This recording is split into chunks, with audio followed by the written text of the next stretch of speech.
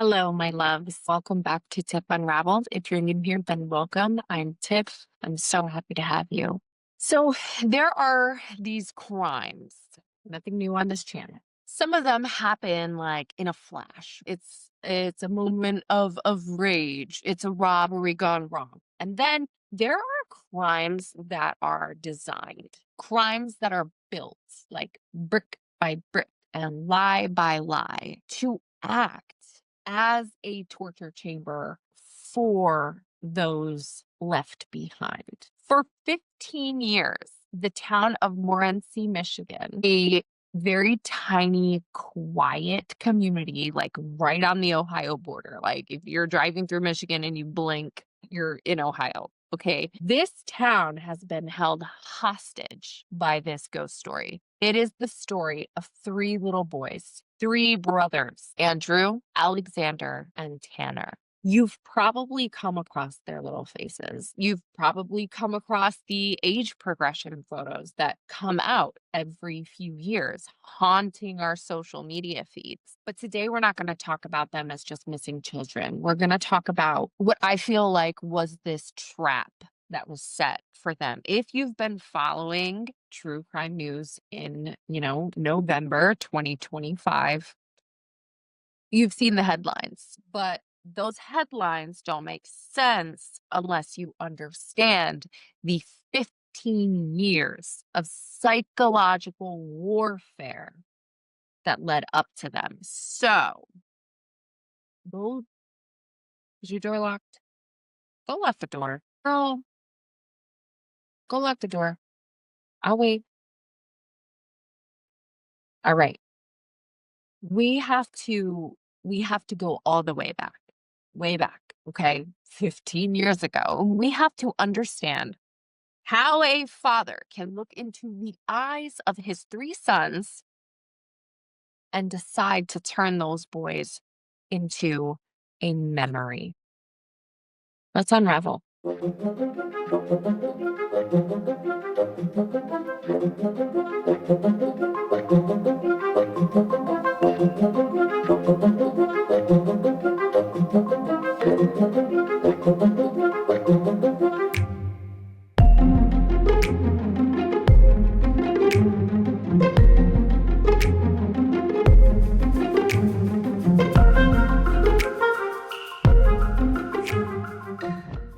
To completely understand this loss, we have to understand what was taken. Now, in the court documents, they are listed as victims 1, 2, and 3.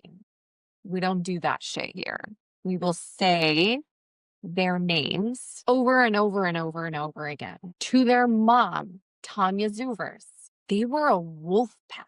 They were a unit. And understanding these boys' dynamics is actually what prosecutors are considering a very crucial forensic theory of how they disappeared. So, first, we have Andrew Skelton. This is Andrew. He was 9 years old, and Andrew was the leader of the wolf pack. Okay. Tanya describes him as smart as a whip. He was the kind of kid who was fiercely competitive. If there was a video game to be played, Andrew was going to beat you at it. Period. He was approaching that age where you start to feel a little bit of independence, but then he was also very deeply protective of his two younger brothers. So then you have Alexander. Alex. He was 7. Alex was the engineer of the family. He was the tinkerer, right? You know the kid. You know the kid who is not just satisfied with like playing with the toy truck, right? He has to take a screwdriver to it to like see how the gears inside of it work. That was Alex. He was curious. He was also described as a bit of a ladies' man, okay? He was charming. He was charismatic. Police noted very early on that Alex had scars on his chin and near his hairline, which were distinctive marks. And for a decade, investigators just prayed and prayed and prayed that they would see these scars on like some boy who was just walking down the street. But obviously that never came to be. And then the baby, Tanner. Tanner was 5 years old. Here's Tanner. He had just started kindergarten, right? Big school. And he just thought that he was the coolest kid in the world because of it, right? I'm going to big school now. And he had strawberry blonde hair. He had these piercing electric blue eyes. And on the day that he vanished, Tanner was wearing a Scooby-Doo shirt.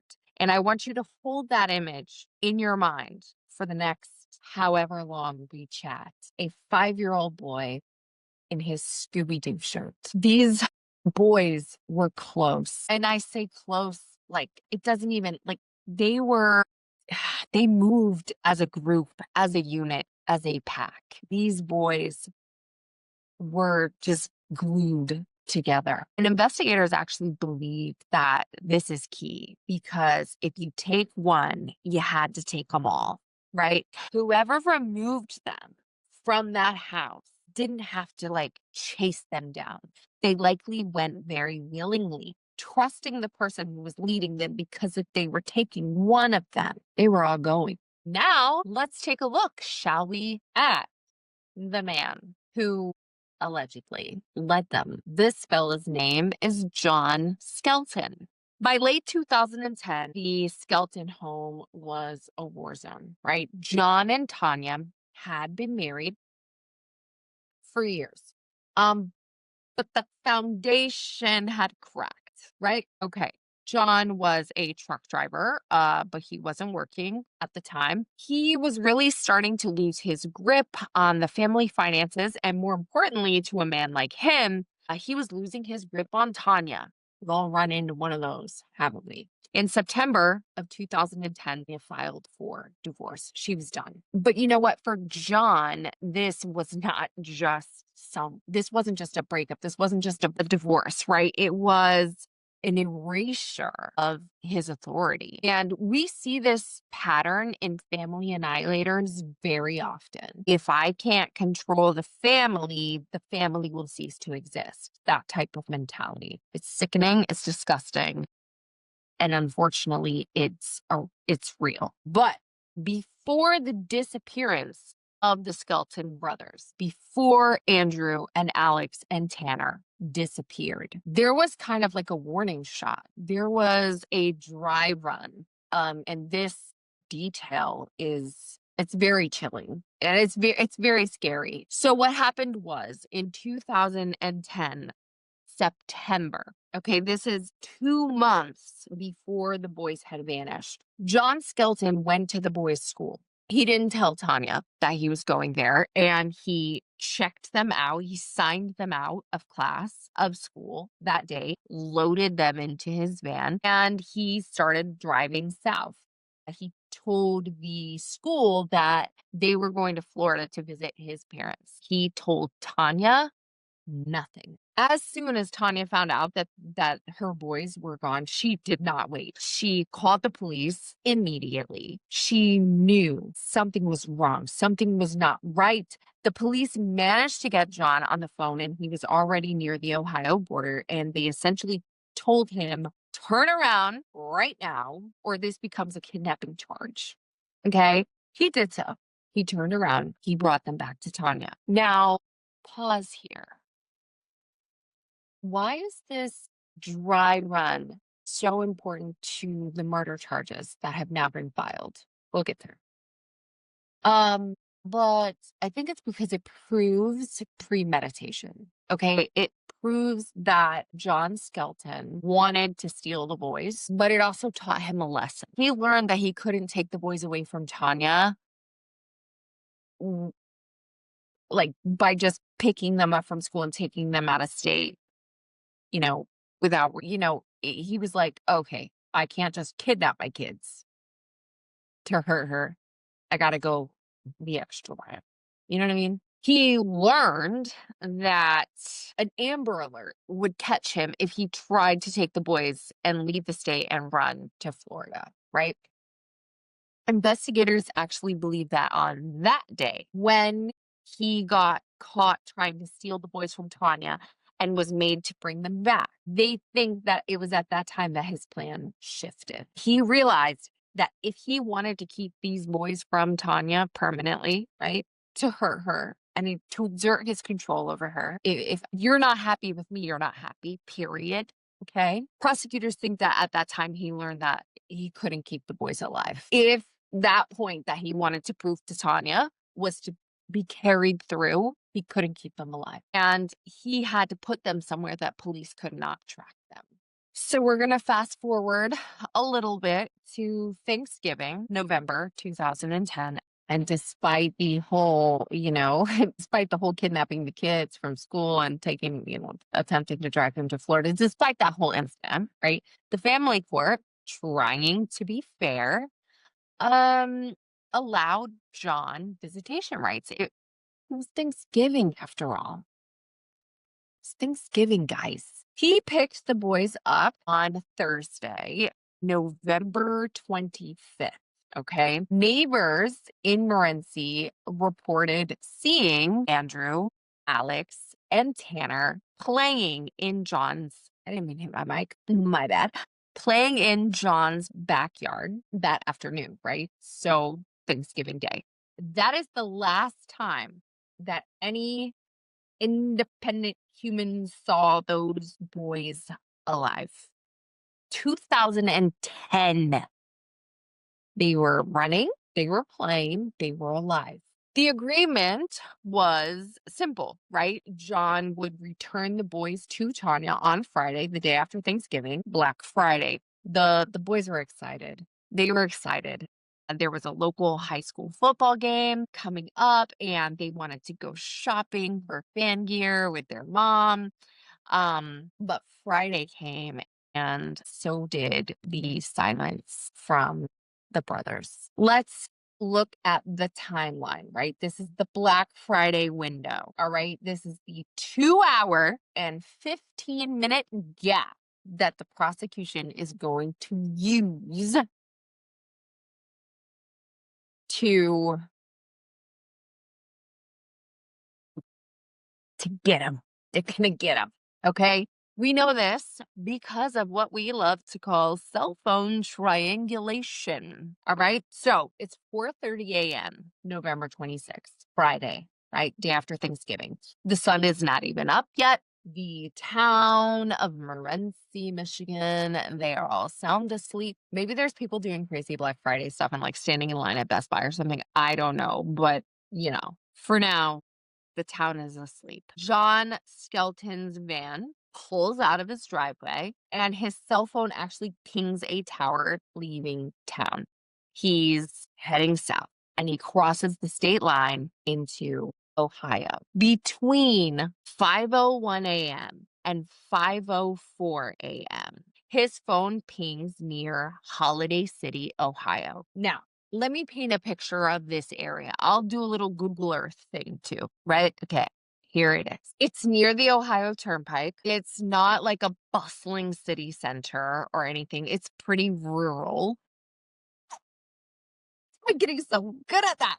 Okay, compose yourself. I never try it twice back to back. Okay, so moving forward. It is surrounded by fields and patches of dense woods and like old quarries, right? And of course, a lot of dumpsters. Okay. And then John's phone goes dark. It goes dark for nearly or roughly 90 minutes. John Skelton is existing in a void for that hour and a half. Okay. There's no pings. There is no GPS. What the fuck happened? Did he turn it off? Did he go into a dead zone? We don't know. But at 6:45, we know that the phone reconnects. And where is he when his phone, magically starts to ping again? Well, he's at home. He's all the way back home. He's back in Morenci, Michigan. Yeah. He left with the boys and he came back alone. So what father drives his 3 young sons into the rural darkness of Ohio at 5 a.m. the day after Thanksgiving. What are you doing? What are we doing? What are we doing? Unless you're pulling back into your driveway with those 3 boys and, Super Nintendos and TVs and all these Black Friday deals that you just went and stood in line for in the middle of the night. Unless that's happening, there's no explanation. There is no explanation here. Prosecutors believe that this was the disposal. They believe that this was the moment that our sweet beloved wolf pack was hidden away. All right. Friday afternoon, it's rolling around pretty quickly, right? Tanya hasn't heard from John. Where's my kids? Bruh. Where's my kids? She goes to his house to pick up her children. She's like, fuck this. I'm not waiting on you. I'm coming to get my kids. The van is there and the house is completely silent, right? She starts banging on the door. Where's my kids? There's nothing. She finds out that John is at a hospital in Ohio. Why? Why? Well, he claims that he broke his ankle. How? He claims that he tried to hang himself from the 2nd-story banister of his home, but the rope broke. And he fell. And when he fell, he broke his ankle. So here's what happens. The police breach the house in Morenci, right? And what they find is it's a set piece, right? It's theater. It's theater. The house is completely destroyed. And I don't mean messy either. I mean like staged chaos in the house. There's broken glass everywhere. There are appliances overturned. Police find the cords to electronics have been cut. They find a noose hanging from the banister of the home. And they find a Bible and it's open. The Bible is open. And a very, very specific verse in that Bible is circled. I won't get into the verse, but there are themes in this verse of judgment and of sin and of the end of days. Okay. Inside the home, they also found something else. What did they find, Tiff? What else did they find? Well, they found a notebook, and inside of that notebook was a handwritten letter. This letter was addressed to Tanya. Listen to these words. In the March 2025 hearing, FBI Special Agent Corey Burris, he called this the smoking gun, right? The note said, and this is just one line from the letter. It said, "You will hate me forever, and I know this." That's it. Let that sink in. You will hate me forever. Now, if John had just hidden the boys, which we will find out he does go on to claim to do, right? If they were safe in a sanctuary, Tanya might be really pissed off. She might be really fucking angry, right? She might even just be downright furious. But hate forever implies that an act has been committed that cannot be undone. There's no going back from this. Because you will, what I have done, you will hate me forever for. There's actually no way that I can undo what you will hate me for. You know what I mean? It implies a great finality. Okay. It implies death. And the FBI actually is calling this a very passive admission of murder. So the police confront him. John, where are the boys? The fuck? He doesn't confess. He doesn't say that they are unalived. Instead, he starts to spin this web of lies that is literally so complex and so cruel that it keeps this family in the midst of torture for 15 years. 15 years. Lie number 1. Let's talk about Joanne Taylor. John says, quote, I gave them to a woman named Joanne Taylor. I met her online. She's a friend. I gave them to her to watch while I was in the hospital. Unquote. Obviously, police right away just launched this massive manhunt for this Joanne Taylor, right? They're looking for a silver van. They're looking for the woman named Joanne. They subpoena all of these supposed emails. Guess what? Guess what?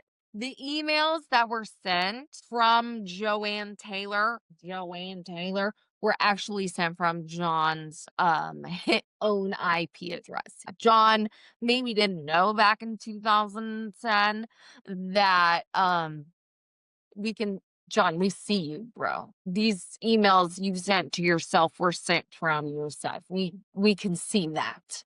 Okay? Joanne Taylor was a sock puppet, right? It was somebody that he had created, and this person was created to give him an alibi. And it didn't work, John. It didn't work. It didn't fucking work. I don't know why he wasn't arrested right then. I'm minding my business right now because I'm telling this story. But lie number 2, the underground sanctuary. When the Joanne story collapses, which happened rather quickly, I would imagine, right? It's not that hard to disprove that bullshit. He pivots. Oh, okay, my bad. I actually gave them to a group of people called United Foster Outreach. It's an underground railroad to protect kids from abuse. That's what he said. He claimed that Tanya was abusing the boys. Side note, police investigated Tanya thoroughly. Okay, there was zero evidence, and I mean zero evidence, that Tanya was abusing these boys. It was pure projection, in my opinion. The FBI looked for United Foster Outreach. Spoiler alert. It doesn't exist. It never existed. It was fake. It was a lie. Why wasn't John arrested at this point after lie number 2? I don't really know. I don't have an answer. It actually gave him an opportunity for lie number 3. Lie number 3 was the Amish. Yeah. So this is the one that has actually stuck in the public consciousness, right? He claimed that he gave the boys away to an Amish family for safekeeping. He even told the police that they would be able to find a man named Mose Gingrich, who is actually a reality TV star who helps Amish youth. So police did find Mose because Mose was a real person. Did he have a real connection to John Skelton? No, Mose had actually never met John Skelton. And in one of the most dramatic moments of this investigation, Mose Gingrich actually agreed to go to the prison. My bad again. To go to the prison to confront John Skelton. And he did. He sat down across from John Skelton. He looked John Skelton in the eye and he said, quote, "Where are the boys?" Unquote. And John froze. Rose said that he looked, quote, scared to death. John mumbled that he had just seen Moses' photo somewhere and had used his name. Oh, I'm sorry. I'm sorry. And then the cruelest phrase of all. John told investigators, quote, "The boys will hibernate until they graduate," unquote. There's so much malice in that sentence, if you ask me. And he was doing this for one reason. In my mind, and again, I am no professional anything. I'm nothing. But my brain, I have met men like this. Vulnerable moment. I have dated men like this. And what's happening here, all of this is about his loss of control over Tanya and him wanting to make her suffer. And men like that don't give a single –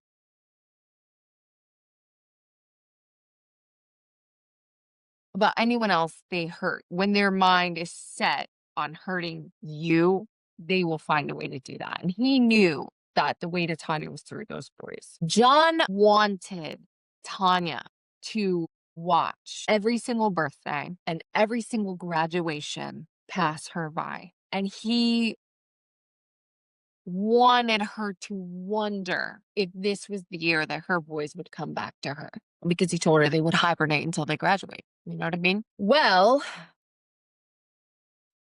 the year is 2025. Andrew would be 24. Alex would be 22. And Tanner would be 20.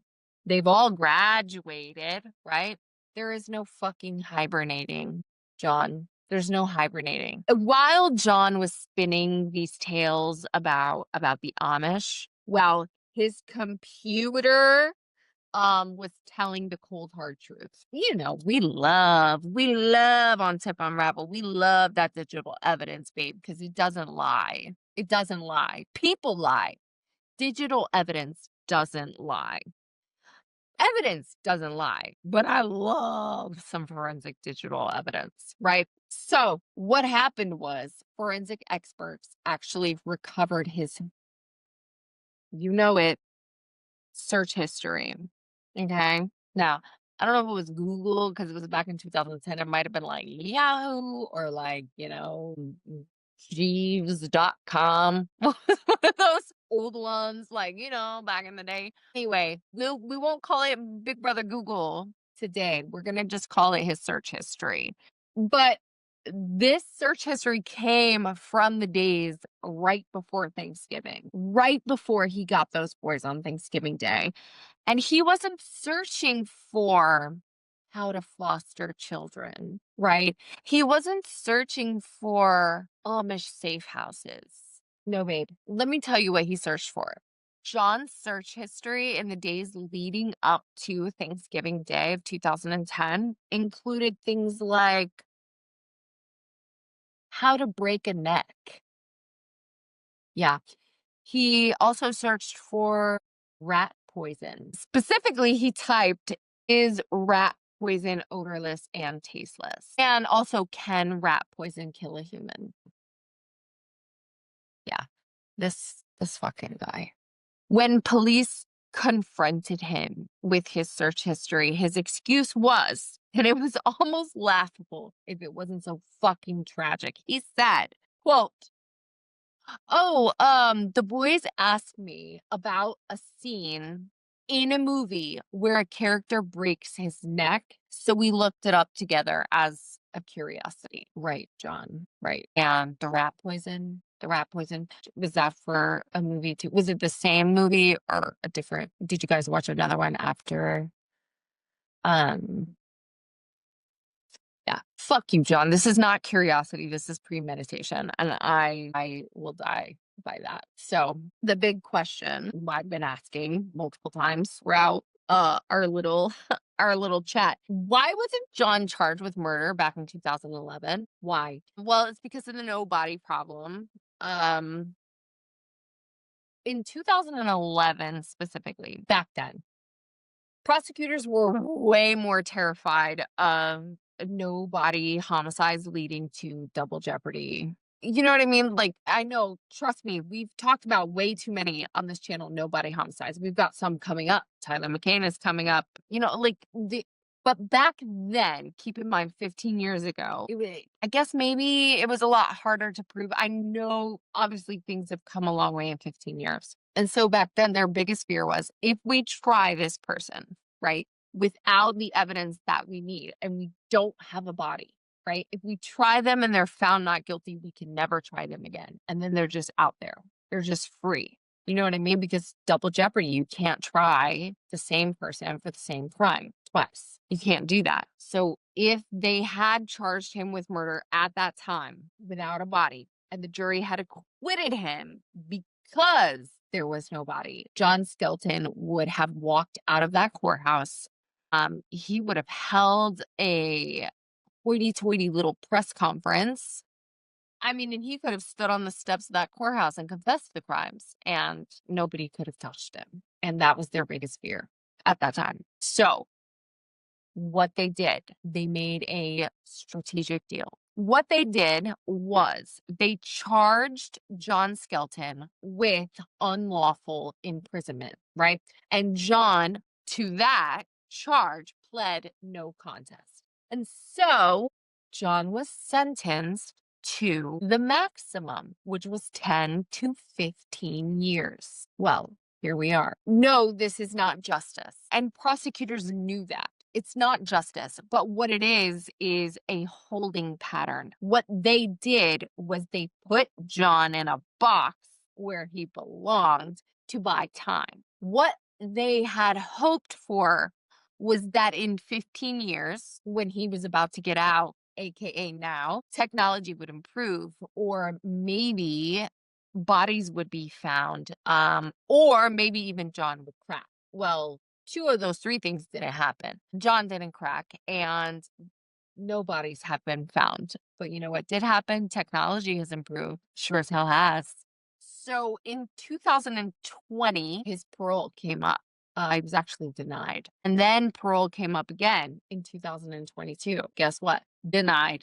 But I mean, come on, the clock is ticking. The clock is ticking, right? His mandatory release date, you're not going to believe this. His mandatory release date was November 29th, 2025. Literally, like next, what, Sunday?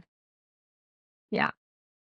Yeah. So this brings us to right now. John Skelton is sitting in his cell at the Bellamy Creek Correctional Facility. You know what he was doing? He was marking off those days. He was counting down those days. He had a week to go. He had a week to go. I believe that John Skelton had thought that he had beaten the system. He had served his time for kidnapping. He was days away from walking free. He was days away. But Lenawee County prosecutor Jacqueline Wise and the Michigan State Police, they were waiting. They were waiting. So, step one, right? The civil death, March 2025. Okay, so earlier this year. Guess what Tanya Zuvers did? Guess what she did? She did the hardest thing that a mother could possibly do. She went to probate court. She asked Judge Catherine Sala to legally declare her sons unalived.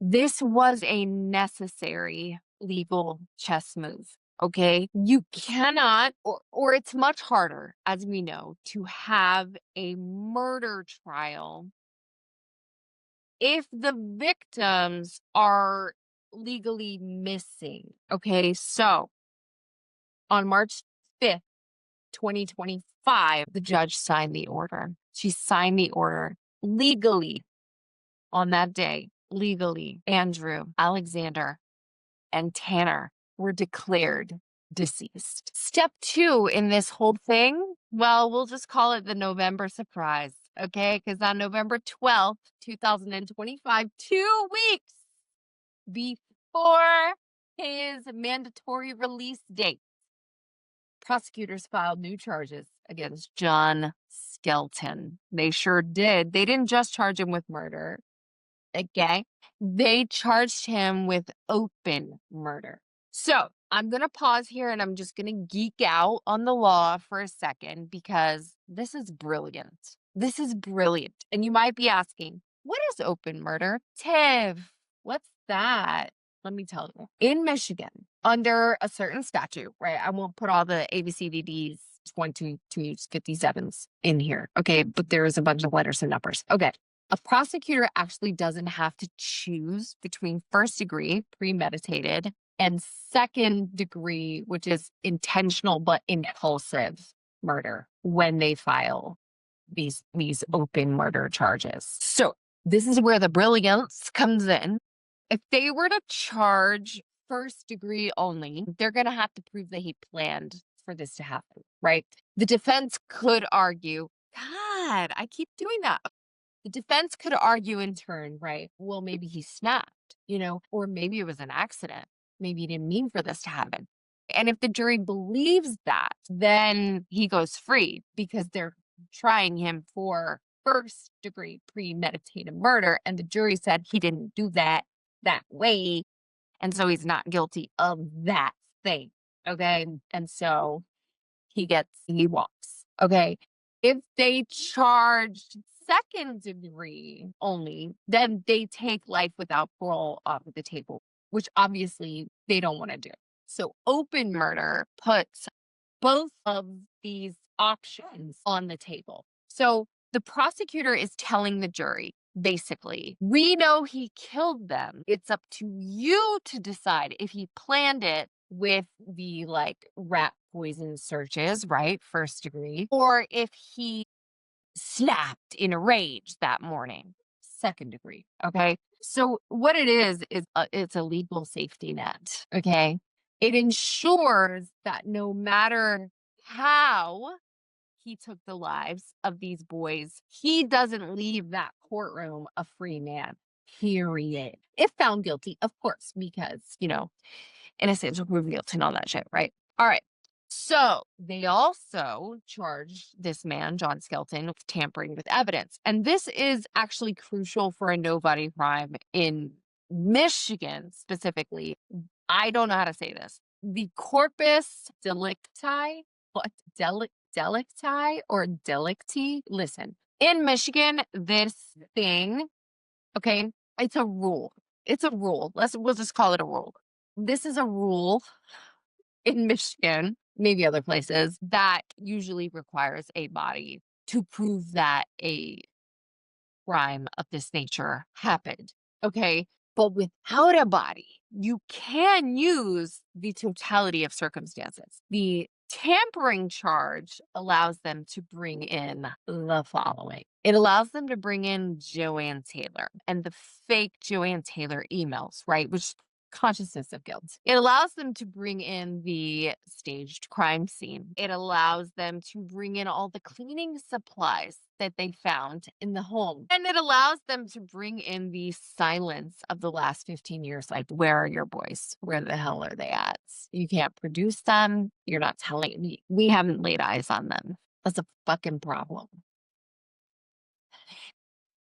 In my humble opinion, I don't know how that's not more of a problem or how that hasn't. Anyway, the wheels of justice can be so agonizingly slow. Anyway, so here's what happened. On November 17th, what was that? Last week? This week? Beginning of this week, right? John Skelton was transferred from prison because he was about to get out. Now he's going to jail, right? He's at the Lenawee County Jail, okay? And this is where he stood for his arraignment on these new charges. The judge looked at this man, okay? A man who has hidden his children for a decade and a half, and he set his bond. You know what his bond was? $60 million. He's not going anywhere. Let's be clear. $60 million is not a bond. This is a statement. This is the court saying, you're not going anywhere, sir. You're not going anywhere. You're staying right here with us. Okay. A bond this big, a bond of this size is literally not doing anything except ensuring that there is zero gap between his prison release and his murder trial. End of story. So here's what we have coming up, because this is happening now. We have a probable cause conference set for November 24th, which is, what day is that on? Monday, set for Monday, the 24th. And then we have preliminary exam, which is set for December 1st. Now, John Skelton, let's talk about him one last time. He really thought that he could outweight the outrage, okay? He thought that he could hibernate in prison and walk away with the secret of what happened to those boys buried. But let me tell you something, he was wrong. And that trap has snapped shut. Sorry, John. Game over, buddy. Allegedly. But let me tell you something. For Tanya Zoovers, everything that's happening right now, this is not closure. This is not closure. What closure would be finding these boys. Closure would be bringing them home and laying these boys to rest. But this is justice. It's not closure, but it may be justice, okay? Because I'm going to start. God. You guys know me by now. This wolf pack, right? That's what these boys were. Andrew, Alex, and Tanner. Maybe they won't be found in the physical sense. I hope with every ounce of my being that they are. Maybe they won't be. But after 15 years of torture and torment for this mother and the people who led these boys, after 15 years, our legal system has finally acknowledged the truth of what's gone on here. These boys did not just disappear. They didn't. They were taken. And the man who allegedly took them is finally facing the word that he has run from for 15 years. Murderer. I'm going to be watching for the updates on November 24th, which is Monday, and I will try to hop on here and tell you guys what happens next. Hug your kids so tight tonight and tomorrow and the day after that and the day after that and the day after that, and keep your lights on and lock your doors. I don't know. And that's all I have for this one. So if you're hanging out with me for the first time tonight, thank you. If this is your second time, because I just posted a video earlier this evening, thank you for hanging out with me again. And I love you guys so much. I love the encouragement and the support. I tell you this all the time. Without you and those words, I honestly don't know if I would keep doing this. So it keeps me going. It keeps this channel going. I don't know. It all just means a lot to me. And it means a lot to me to come on here and talk about just the cases that I've talked about tonight. The Melody Buzzard, and then this old, cold case that's, just, it's finally getting its justice. Like, I love this, and I love having people to talk about that with. So again, forever, always, a million times, thank you guys so much for hanging out with me. I will have a new Tis the Serial season episode for you, hopefully on Tuesday of next week. And of course, if anything comes up over the weekend that I just have to talk about, I'll be here, and I hope you will be too. Until I see you guys again, please stay safe. Keep asking questions and keep unraveling. Love you.